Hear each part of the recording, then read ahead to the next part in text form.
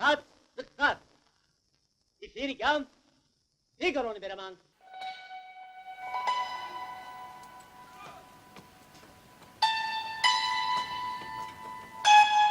O'zbekiston tarixida 1956-yilning 5-noyabr sanasi O'zbekiston televideniyasi tug'ilgan kuni sifatida muhrlangan. O'sha boshladik degan knopkani Armag'on aka Muhammedov bosganlar va o'shandan boshlab mana hozir bu yil xudo xolasa 70 yil bo'lar ekan.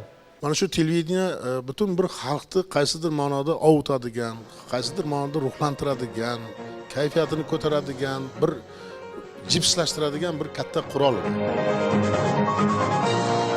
Kasetani qanaqa beraman? Endi otdim yerdan, Botir Sharipov yotib olib, kasetani olib, shuni efirga qo'ydilar, efir boshlanib ketdi-da. O'sha paytda mali texnikalar yo'q edi, boshqa edi, lekin juda ham berilib ishlardik. Har smenda Berlinni zabt etgandek narsa bo'lardi-da. Asarlar har bittasi yurtni dilidan joy olgan, tilidan joy olgan. Ko'p san'atkori tanilishida shu otalar so'zi aqlning ko'zi ko'rsatuvi sabab bo'lgan. Men aytaman, eng yaxshi ko'rgan rolimdan bittasi shu dunyoning ishlari. Nima deyapsiz? Bir kamam endi gazet sotib kun ko'rishim qoldimi? Odamlar sodda ekanda, ana iplasma nima yuribsiz dedi, yodgorni ko'rsatib.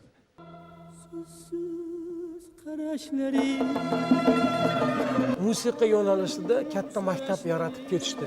Shunaqa qilib olganlarki, xuddi bir kino, badiiy film yaratilgandek. Yomg'ir yog'ishini qarang-a.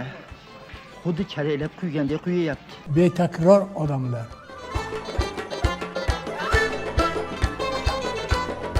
O'shal damlar qadrdon telekanalingizda o'tkazib yubormang.